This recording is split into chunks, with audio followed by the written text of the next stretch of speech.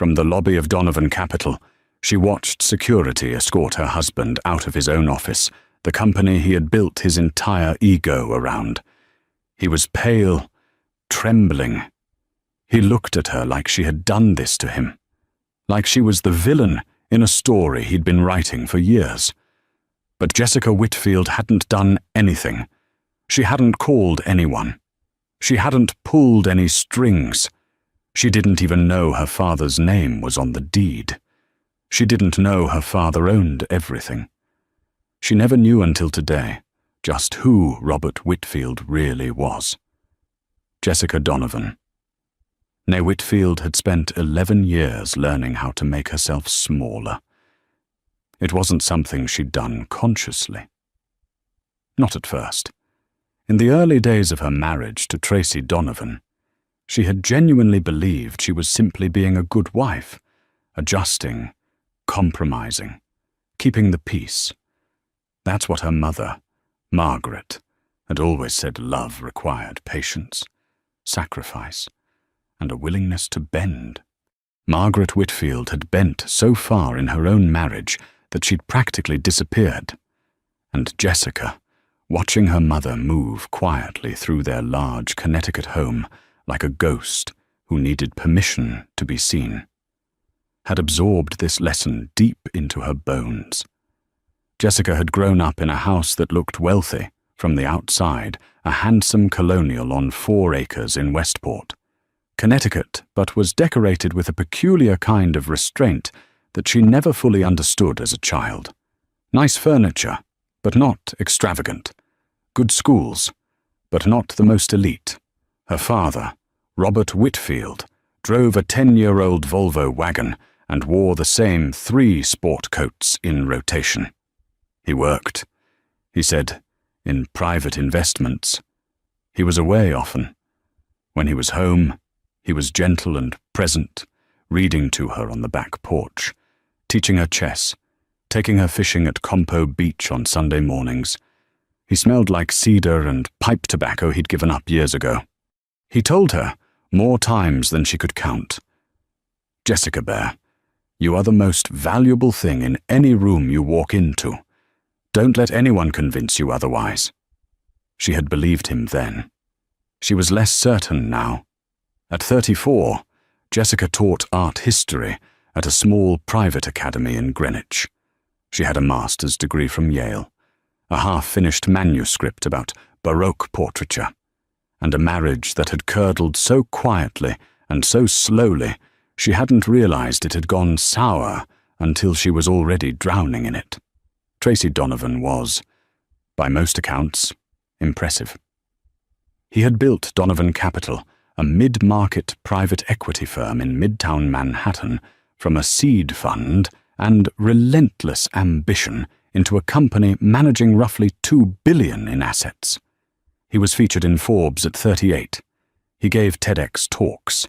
He had the kind of jaw that made people assume competence.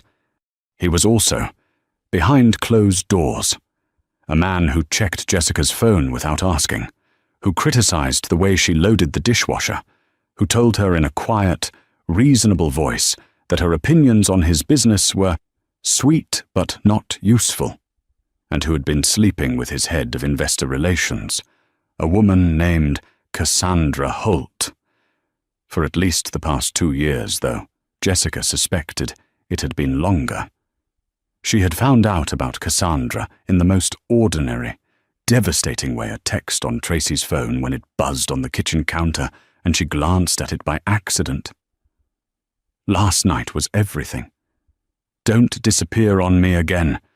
She'd stood there in her kitchen in her bathrobe, holding a mug of coffee that was going cold, and felt the specific kind of grief that arrives not like a lightning bolt, but like a slow tide, the recognition that something had been ending for a long time, and you'd been the last to see it.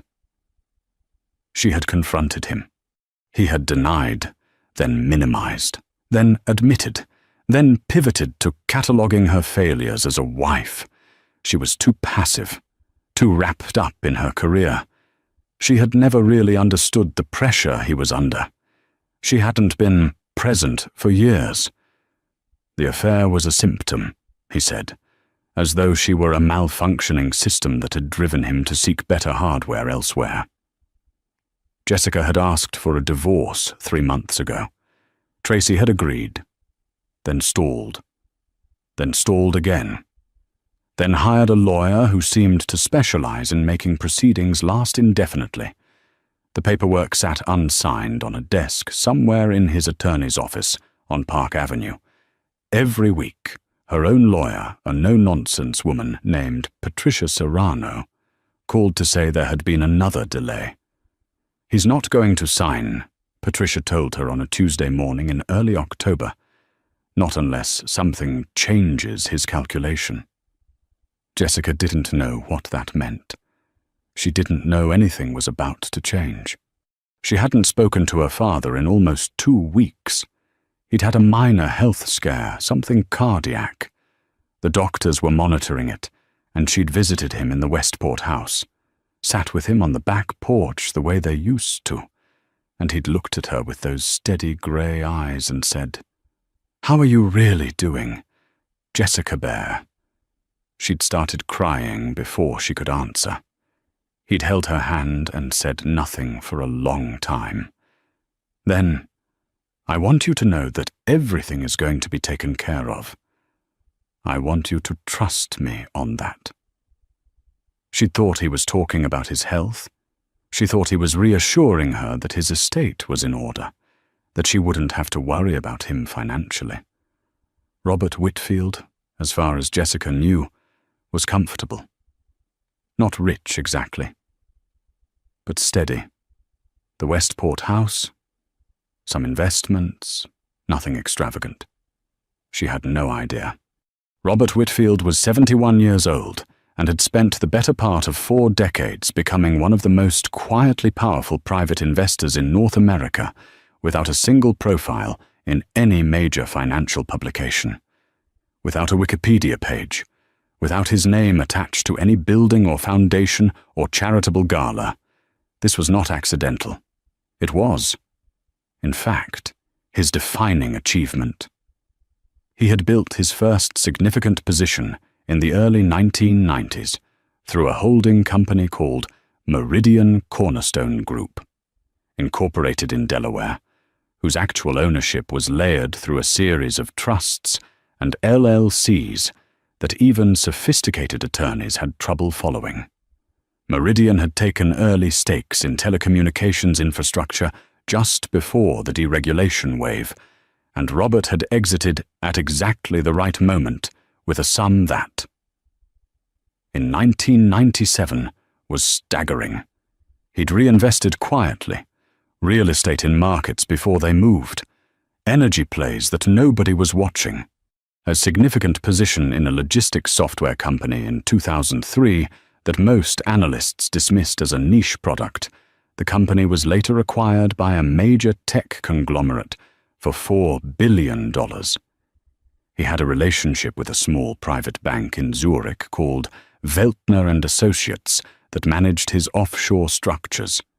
He used a family office headquartered in a nondescript office park in Stamford, Connecticut, a firm called Whitfield Asset Partners, which employed 11 people and held assets that, as of last year, exceeded $1.3 trillion when all positions were marked to market. Trillionaire was a word the financial press had only recently begun using in earnest. Robert had been one in the technical sense of net worth, measured by controlled assets and equity positions, for close to 8 years. He did not discuss this. His inner circle was small. His chief financial officer, a precise man named Arthur Pennington, who had worked with him since 1994. His estate lawyer, a woman named Diane Chu, and his personal accountant, Gerald Forsyth, who had recently retired and been replaced by a younger man from a firm in Boston. Margaret had known, in the way that spouses know things without being told explicitly. She had understood that Robert's business was substantial. She had not understood the full scope Robert had protected her from it, deliberately. partly out of old-fashioned instinct, and partly because he genuinely believed that visible wealth attracted the wrong kind of attention. They lived modestly. They drove ordinary cars. Jessica and her younger brother, Thomas, had gone to good schools on what appeared to be an upper-middle-class budget. Neither child had been told. Robert had his reasons. He had watched what happened to wealthy families, the entitlement that crept into children who knew they had a cushion, the way money distorted ambition, relationships, self-worth. He had wanted Jessica and Thomas to build their own lives with their own hands. He was proud that Jessica had pursued something she loved. He was proud that Thomas was a marine biologist in Monterey, living on an academic salary and genuinely happy. But watching his daughter's marriage collapse, watching Tracy Donovan, a man Robert had never liked and had accepted only out of respect for Jessica's choices, watching that man refuse to release his daughter from a marriage he had already destroyed. Using legal delays as punishment, something had shifted in Robert Whitfield. He had made a phone call to Arthur Pennington on a Thursday afternoon in mid-September. "I want you to tell me everything you can find on Donovan Capital," he'd said. "Structure, ownership, investors, debt exposure, everything." Arthur had come back to him in 48 hours. What he found was not entirely surprising, but was, in several respects, quite useful. Donovan Capital managed approximately $2 billion in assets, but the firm itself had liabilities that weren't obvious from the outside. A significant fund, Donovan Capital Fund 3, was underperforming its benchmark by nearly 18%. Several limited partners were quietly evaluating their positions.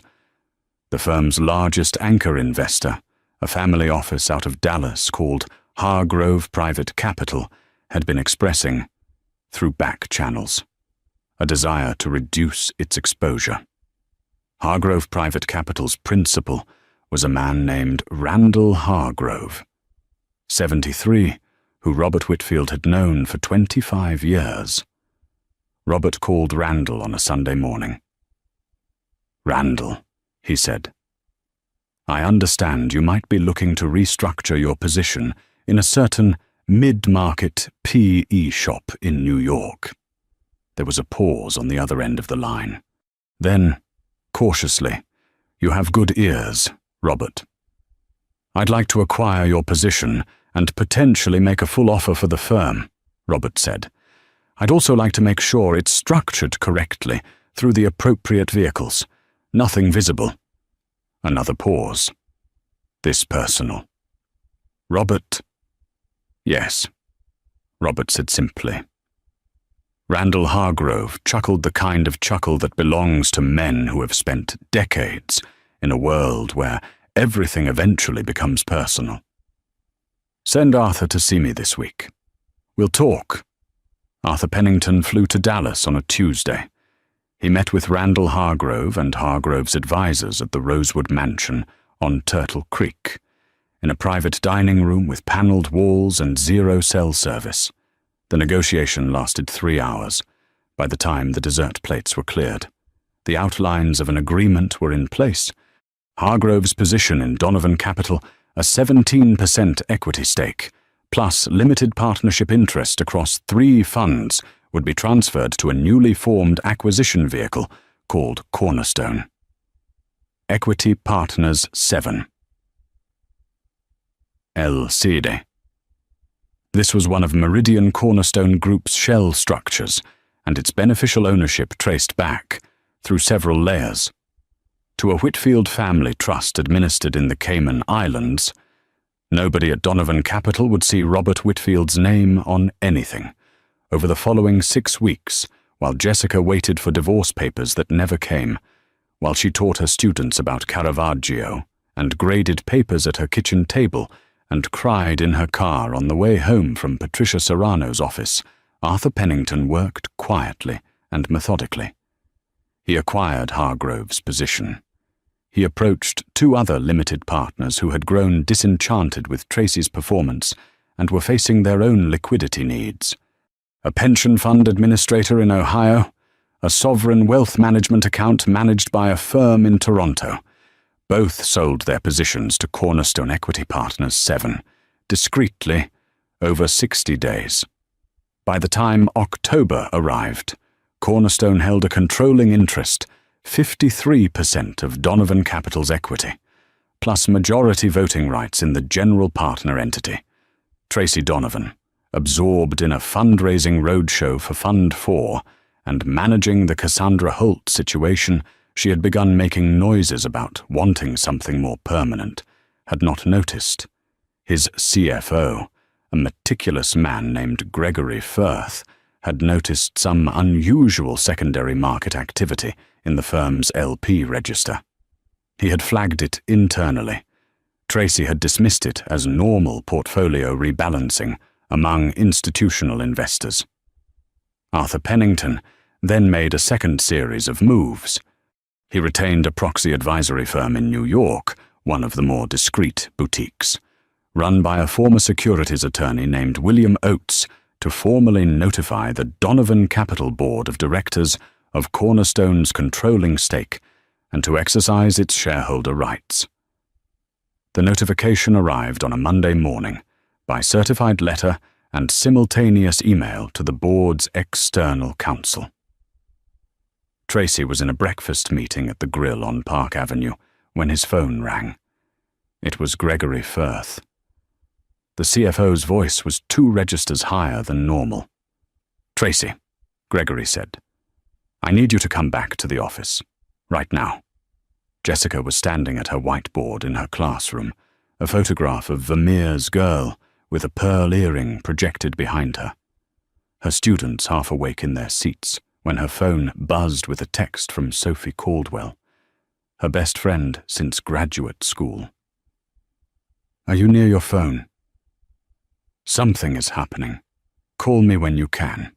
Sophie was a financial journalist who worked for a publication called The Ledger Review, a boutique business-focused outlet with a readership of mostly institutional types. She was careful, precise, and not prone to drama. Jessica dismissed her class 5 minutes early. She called Sophie from the hallway. "Okay," Sophie said, without preamble. "This is going to sound insane, but there's chatter all over the financial community this morning. Donovan Capital apparently got a notice from a new controlling shareholder, some entity called Cornerstone Equity Partners 7. Nobody knows who's behind it. The street's going crazy trying to figure it out." Jessica frowned. "What does controlling shareholder mean?" "It means someone bought enough of the firm to have effective control over its operations and board. Tracy doesn't control his own company anymore, Jessica, or at least not without this new entity's consent." Jessica sat down on a bench in the hallway. A student walked by and said good morning. She nodded vaguely. "How does something like that happen without Tracy knowing?" she asked. "Secondary market transactions," Sophie said. "Buying LP stakes from existing investors. It can happen under the radar if you do it carefully. And whoever did this, they did it very carefully.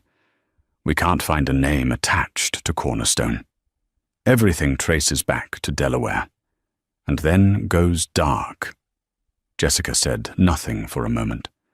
Something cold was moving through her, not quite fear, not quite excitement. Something else. Recognition, maybe.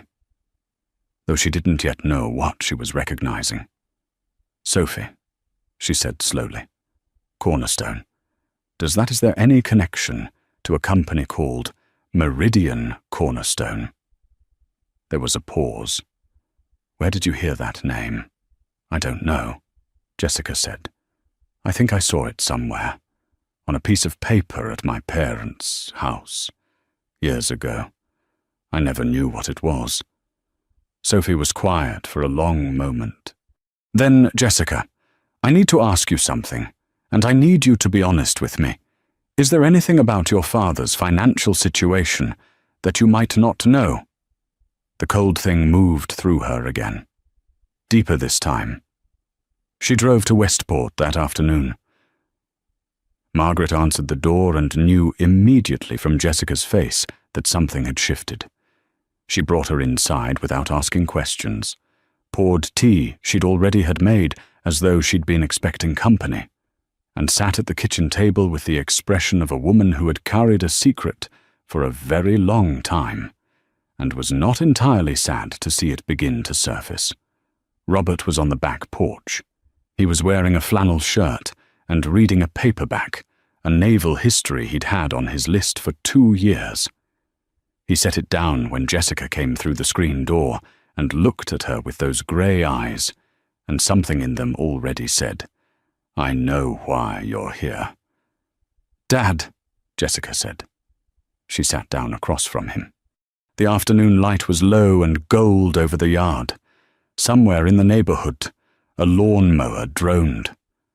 "I need to ask you something, and I need a real answer."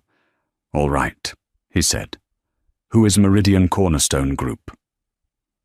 He held her gaze. He didn't flinch. He took one long breath. "It's mine," he said. "It's one of several holding structures that belong to our family trust." Jessica stared at him. "What does that mean?" "It means it's a company I control," he said, "through a series of legal entities." "How big?" she said. "Is Meridian Cornerstone?" He paused, just for a moment, the briefest pause, as if measuring how much she could absorb. "It's significant," he said. "Dad." Her voice had an edge she'd never used with him before.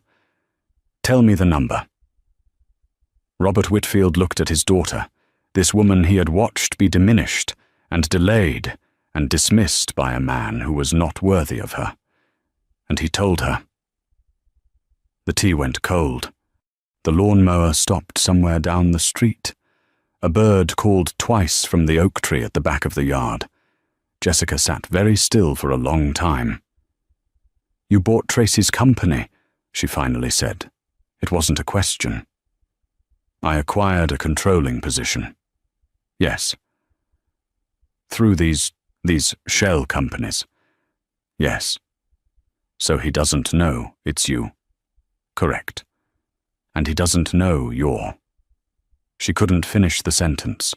The number was still moving through her head, like something she couldn't hold. "No," Robert said. "He has no idea." Jessica pressed her hands flat on the table. She looked at the yard, the same yard where she had played as a child, ridden her bike, where her father had pushed her on a tire swing that had long since been taken down. This ordinary yard, this ordinary porch, this man in his flannel shirt. "Why didn't you ever tell me?"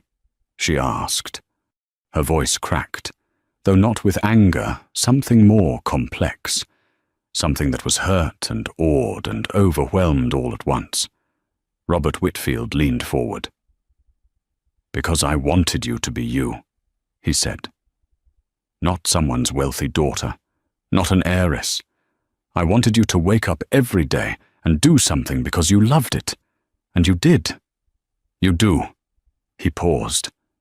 "I never doubted you needed the money to be happy. You didn't. But when that man..." A muscle worked briefly in his jaw. "When he started using the legal system to trap you, I decided it was time to use what I have." Jessica looked at him for a long time. Then she said, "What happens now?" "Arthur Pennington is calling an emergency board meeting at Donovan Capital on Friday," Robert said. "As controlling shareholder, Cornerstone has the right to restructure the board and review existing management arrangements. Tracy can be removed as CEO by board vote." He paused again. "Or he can be given an alternative." What alternative? Robert's expression was steady, calm, implacable. "He signs the divorce papers. He agrees to Jessica's terms on the settlement, and he walks away from a formal board review. He steps down with a face-saving announcement, pursuing new ventures. The usual. His reputation stays intact. His fund investors are never told about the Fund 3 performance failures or certain other irregularities that Gregory Firth has apparently been documenting. Jessica's eyes widened. What irregularities? Expense account abuses. Certain investor communications that overstated Fund 3's projected returns. Nothing criminal, but enough to attract regulatory attention if the right people asked the right questions. He said this without relish, just fact. Arthur believes he'll understand the situation clearly. Jessica sat back. She felt strange, not triumphant, not relieved. Something more complicated. Like standing at the edge of a vast landscape she hadn't known existed, and realizing she had been living in a small corner of it all her life. "Dad," she said quietly, "did you do this for me, or did you do this because you wanted to?" He almost smiled. "Both," he said. Can't it be both? The Donovan Capital offices occupied the 31st and 32nd floors of a building on 6th Avenue, with views west towards the Hudson.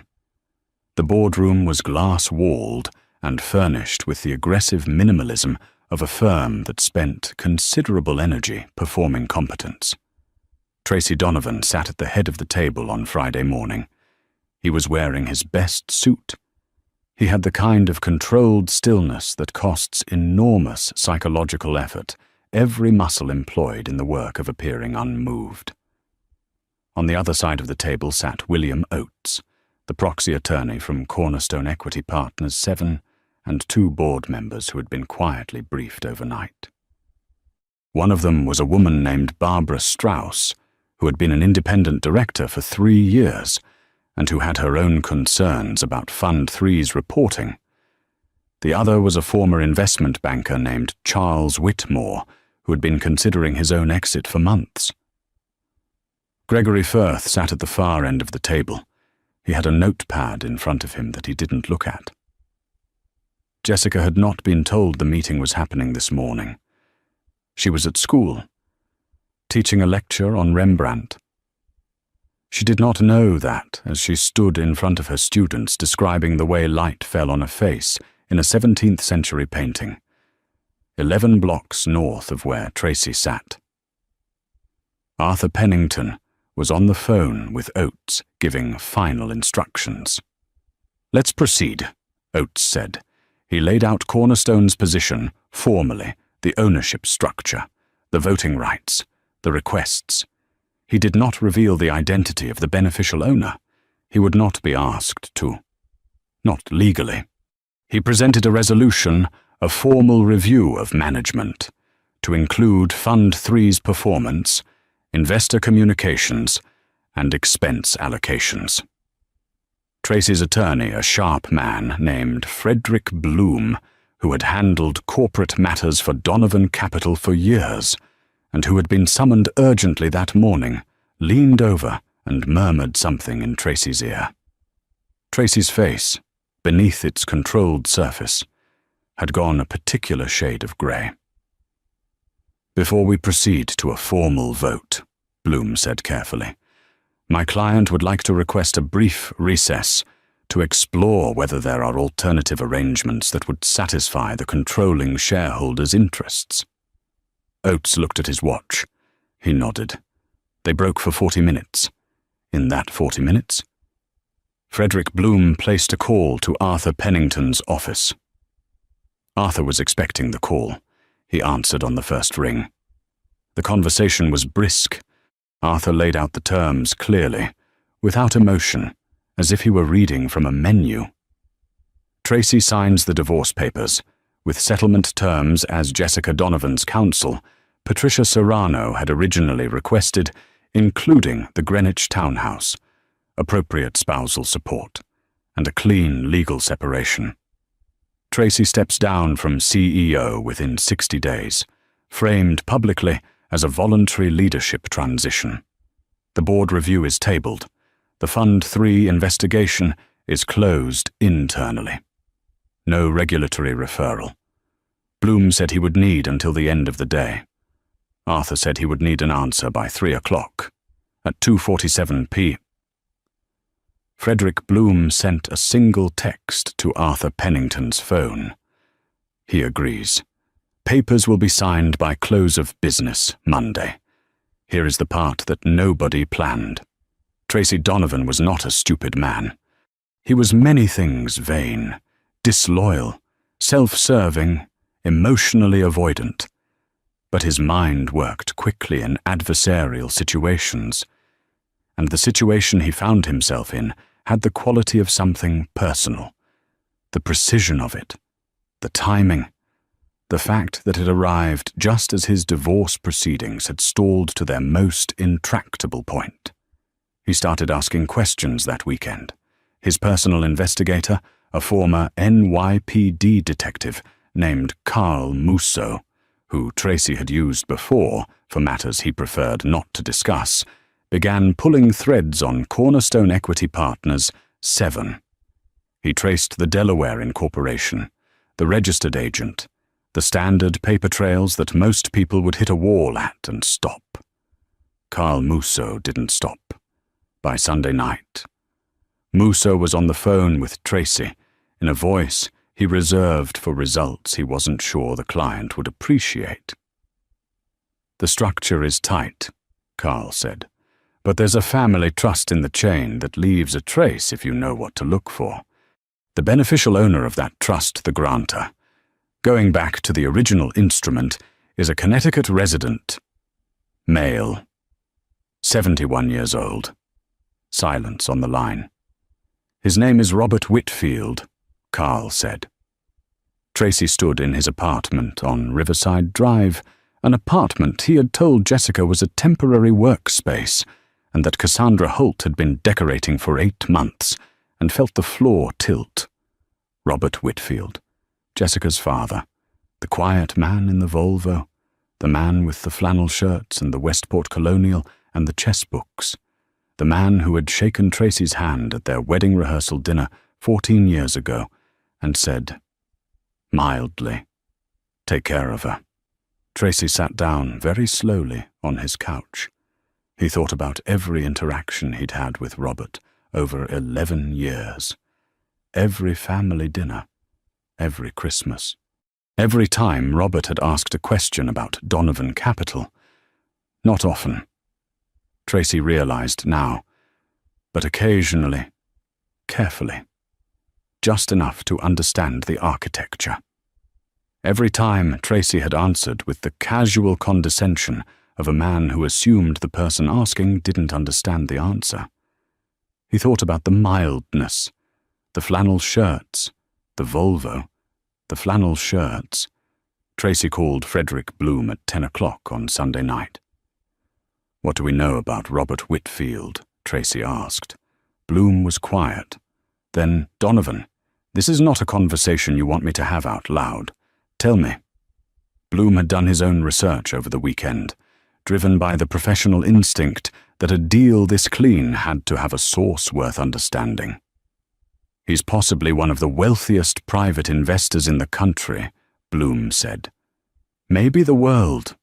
We're talking about structures that hold positions in energy, real estate, private equity, technology, and the numbers are," he stopped. "They're very large. Tracy, larger than I have a frame for." Tracy was silent for a long time. "He's been living 20 minutes from the city for 40 years, Tracy finally said, "driving a used Volvo, and he's—" "Yes," Bloom said. Another silence. "He did this for her," Tracy said, almost certainly. Tracy stared at the ceiling of his apartment, the ceiling Cassandra had chosen, the apartment he'd justified to himself in a dozen rationalizations. He thought about Jessica standing in their kitchen in her bathrobe with a mug of cold coffee, looking at her phone with a face that had crumpled before she could stop it. He thought about 11 years of someone making herself smaller so that he could feel larger. He thought about what that said about him. He was not, at his core, without conscience. The conscience had been buried for a long time under ambition and pride and the particular blindness of men who believe their productivity justifies their character. But it was there. And finding out that the mild man in the Volvo had quietly, patiently, invisibly built one of the largest private fortunes in history, and then turned it, without announcement, toward protecting his daughter, something cracked open in Tracy Donovan that weekend. He called Jessica's number at 11:15 p.m. Sunday.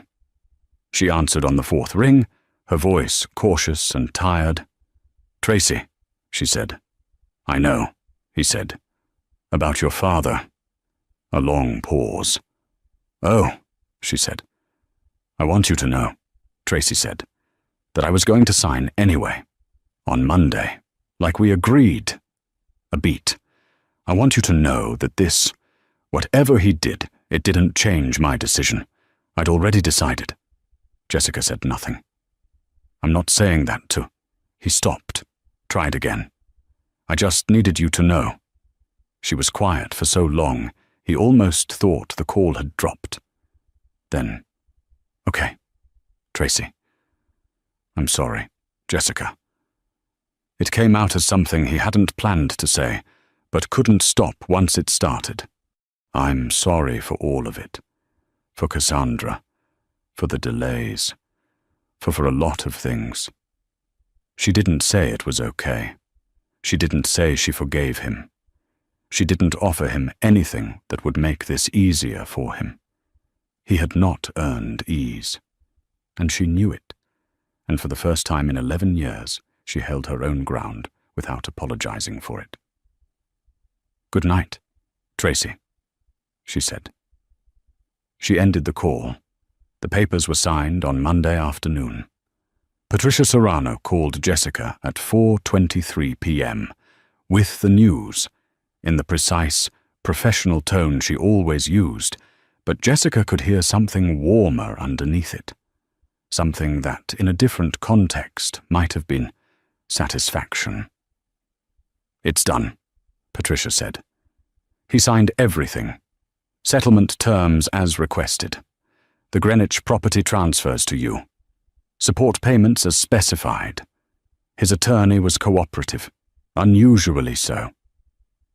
Jessica was sitting in her car in the parking lot of the academy.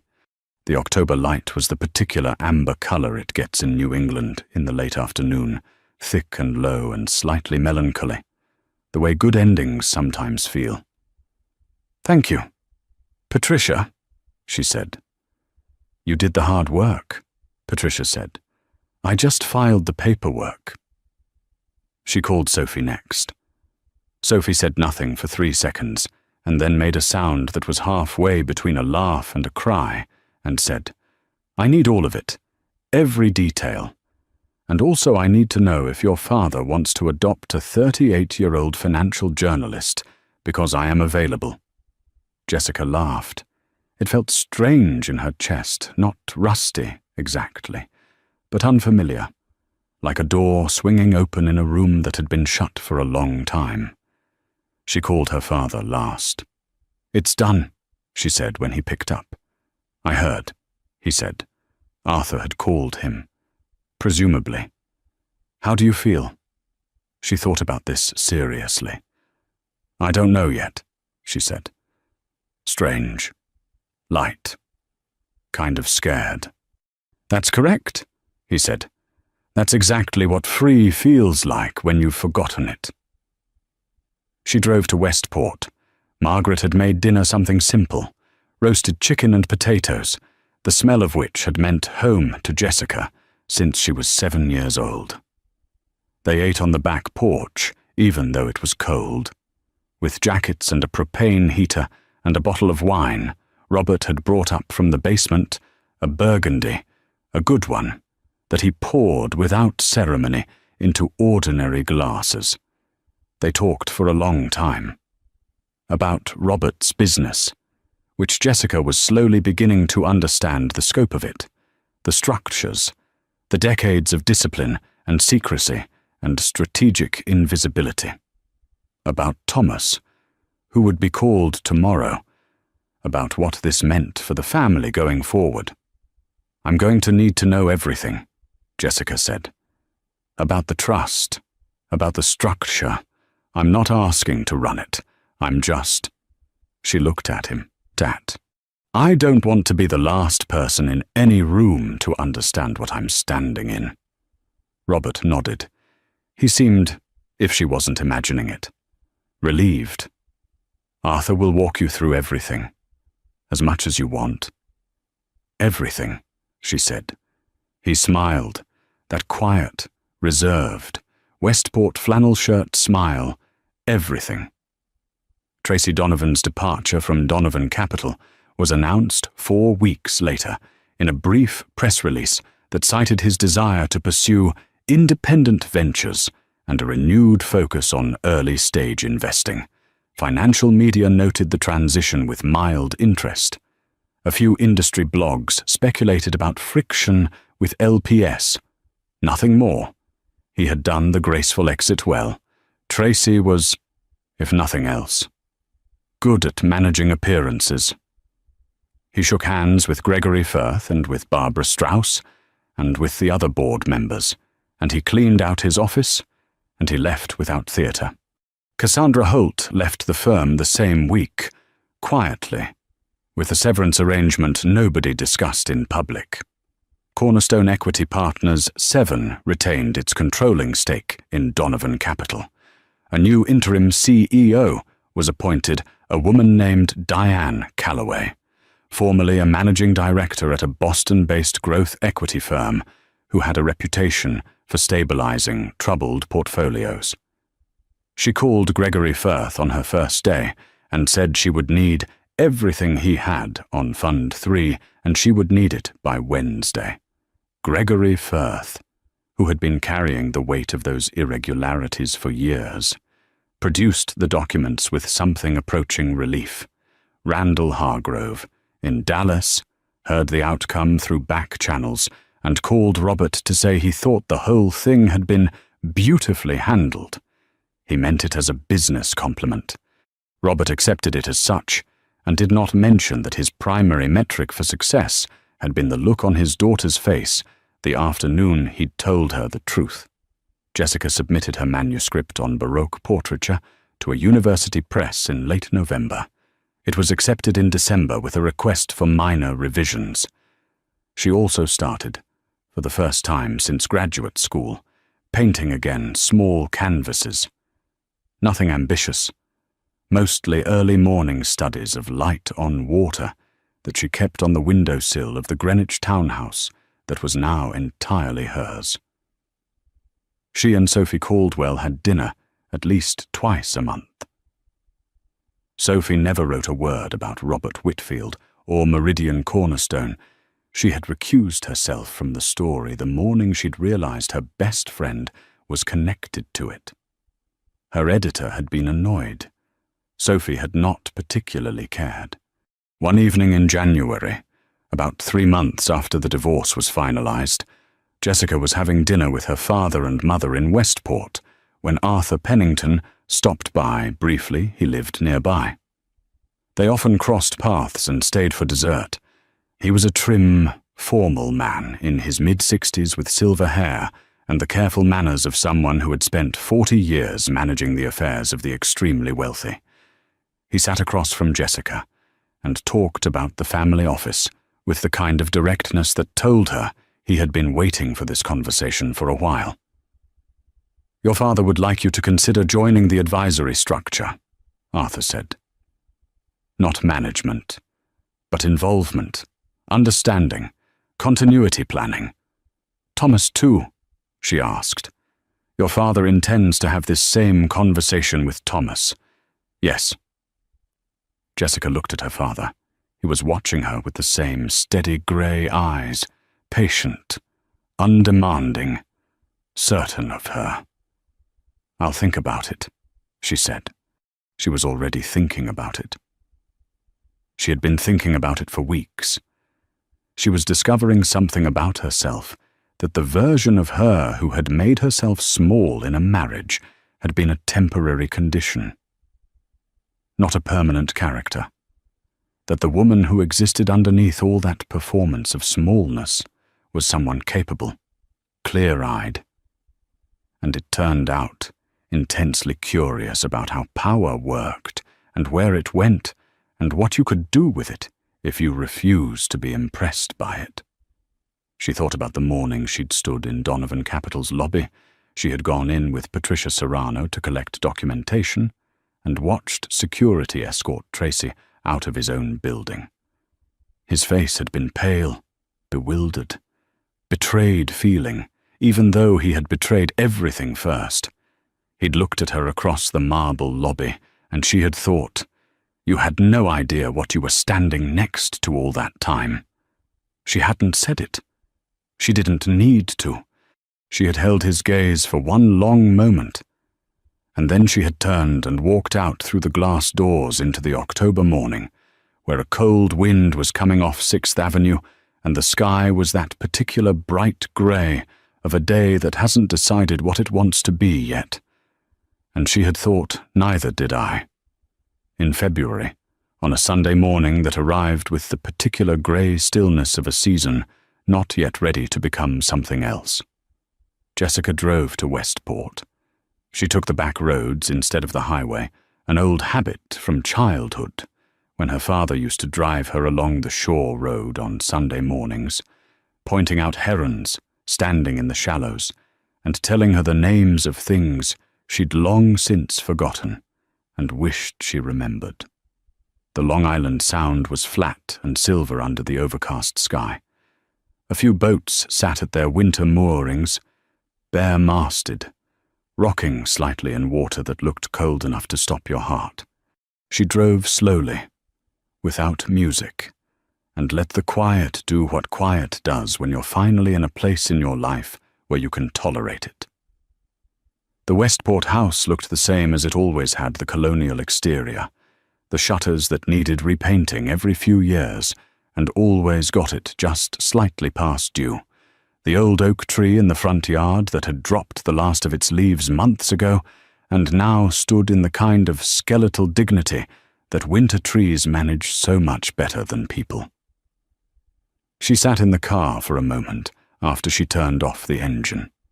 Not for any particular emotional reason, just because there was no longer anyone in her life making her feel guilty for taking a moment to herself.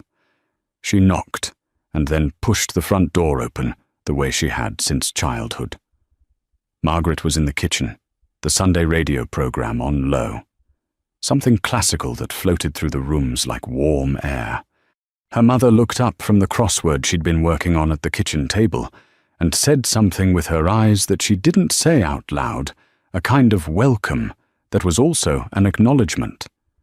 The way mothers communicate when they understand that their children have crossed some invisible threshold and are standing, for the first time, in new territory. "He's on the porch," Margaret said. "Of course he is," Jessica said. She poured herself a coffee from the pot on the counter, the same drip coffee maker her parents had owned for 15 years, stained from decades of use, working perfectly, and went through the back. Robert was in his usual chair with his usual book, the naval history he'd been working through in chapters across the winter, and his coffee on the side table next to a folded section of the Sunday paper he'd already finished. He was wearing the grey flannel shirt she associated so deeply with home that the sight of it still had a physical effect on her, some compression in the chest that was not sadness, but something adjacent to it. The feeling of being in the presence of everything that has ever mattered to you. He set the book down when she came out. He didn't make a production of it. He simply looked at her with those steady grey eyes and waited. She sat across from him. The yard was bare and brown, still wearing its winter face, the thin February snow from 2 nights ago, still lying in patches on the ground where the shade kept it from melting. The garden beds, flat and grey. The tire swing long gone. The oak at the back of the yard holding its ground, like something that had decided. 100 years ago, not to be bothered by seasons. They didn't talk for a while. This had always been one of the things she loved most about her father, that silence with him had never felt like absence. It felt like company, like two people existing comfortably in the same space without needing to perform for each other. Tracy had hated silence. He'd filled every room with noise, the television, music, his own voice cataloguing the events of his day, and she had understood now, at some distance, that the noise had been its own kind of control. Silence left too much room for things he didn't want examined. She watched a sparrow land on the fence at the back of the yard and leave again almost immediately, as though it had arrived at the wrong address. "Can I ask you something?" she said. "Always." Her father said. The name. Meridian Cornerstone. She turned her coffee mug in her hands. "I've been thinking about it since you told me. Why Cornerstone? Of all the things you could have called it." He was quiet for a moment, in the way he was quiet when he was genuinely reaching for something, not performing consideration, but actually conducting it. The distinction was one she had learned to read over decades. The wind moved through the oak at the back of the yard with a low sound that was almost like something trying to speak. "When I made my first significant investment," he said, "I was 29 years old, younger than you are now. I had a little money, a lot of ideas, and an almost paralyzing terror of getting it wrong." He looked at the yard. Not at her, the way he always did when he was telling her something true. "I spent 3 months staring at a single decision, a telecommunications position that, by any rational analysis, was correct. And I kept not pulling the trigger, because I kept thinking, what if I'm wrong? What if I lose it? What if this one decision undoes everything?" She waited. The sparrow came back, or a different sparrow, she couldn't tell. "A man I respected told me something around that time." Her father continued. "He said that the problem with trying to make perfect decisions is that perfection doesn't build anything. It just protects against loss. He said the best investors he knew weren't trying to be right. They were trying to build something, and they accepted that some of it would fail, because that was the cost of building." He paused. "He called it laying cornerstones. You put down something solid, as carefully as you can, and then you build on top of it, and then you build on top of that. You don't get to see the finished structure when you're laying the first stone. You have to trust the foundation." Jessica looked at him. "Did you trust it?" "Eventually," he said. "Not at first. At first I was terrified every day for about 3 years. He picked up his coffee, took a measured sip, set it back down. "But I kept laying stones, and then one day I looked around and there was something standing where there hadn't been anything before." She was quiet for a moment. Then she said, "Is that what you think you did with us, with me and Thomas?" He turned to look at her then, directly, with those grey eyes that had never, not once in her life, made her feel small. "You and Thomas are not something I built," he said. "You're the reason I built anything. There's a difference." He held her gaze. "Everything else Meridian, the positions, the structures, all of it that's just stone and mortar. You're what I was putting it under." Jessica looked at her father for a long moment. She felt something shift inside her that had been shifting slowly for months. some old weight redistributing itself, settling into a new arrangement that was more honest and less defended. She thought about the woman she had been a year ago, standing in her kitchen in a bathrobe with a mug of cold coffee, feeling the specific grief of a marriage that had long since stopped holding her. She thought about the woman she was now, sitting on this back porch, beginning to really understand the full geography of the ground beneath her feet. "I want to be involved," she said. Her voice was steady. Not performed steadiness, actual steadiness. The kind that comes from having survived something and found yourself still standing at the end of it. In the family office, in the structure, I want Arthur to walk me through everything from the beginning. I want to understand how it works, how decisions get made, where the obligations are and what the opportunities look like. I'm not asking to take over anything. She paused. I just don't want to be the last person in any room to understand what I'm standing in. Not again. Her father nodded slowly. Not with relief. Exactly, it was something steadier than relief. Recognition. Maybe. The look of a man who had been patient for a very long time and who understood that patience, properly held, becomes its own kind of trust. "Thomas deserves to know everything too," she added. "He will," Robert said. "I'm going to Monterey in March. We'll talk." A brief pause. "He's going to have questions about the marine habitat preservation work that some of our natural resource positions could support. I've been thinking about it." Jessica almost laughed. Of course he had. Of course Robert Whitfield had quietly spent months considering how his son's life's work might intersect with his invisible empire. The same way he had quietly spent months dismantling a marriage that had been trapping his daughter, all of it unremarked upon, unannounced, conducted in the ordinary flannel shirt manner of a man whose most extraordinary quality was his absolute refusal to perform any of it.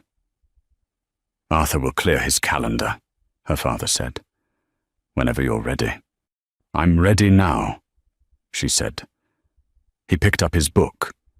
She looked at the yard. The thin snow was retreating in patches, pulling back from the edges where the pale February sun found it. And underneath, just barely visible, there was the faintest suggestion of what the ground would look like in another 6 weeks, not green yet, not anything yet, but present, the beginning of something that had been there all along, waiting underneath the frozen surface for exactly the right conditions to emerge. She finished her coffee. Margaret appeared at the screen door to say lunch would be ready in an hour. Robert turned a page. Somewhere down the street, a dog barked once and went quiet. Jessica sat back in her chair and felt, fully and without apology, the solid weight of everything she was standing on, all those decades of invisible. Patient, cornerstone-laying love, and decided that whatever she built on top of it was going to be exactly and entirely her own. She was ready. She had been ready for quite some time.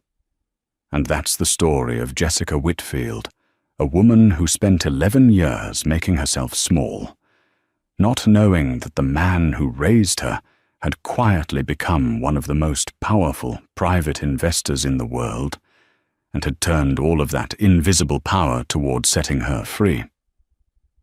She didn't ask for rescue. She never knew it was coming, but when the moment arrived, she didn't shrink from it, she stepped into it, asked every hard question, learned every difficult truth, and rebuilt herself from the ground up on a foundation that had always been there. If this story moved you, if it made you think about the things we don't know about the people closest to us, about the power of silent love, about what it means to finally choose yourself, then hit that like button right now. Share this with someone who needs to hear it. And if you want more stories like this, real, human, full of drama and truth, and the moments that change everything, subscribe to this channel and hit the notification bell. We drop new stories every week, and the next one might just be exactly what you needed today. Leave a comment below. Who in your life do you think might surprise you if you really knew the full story?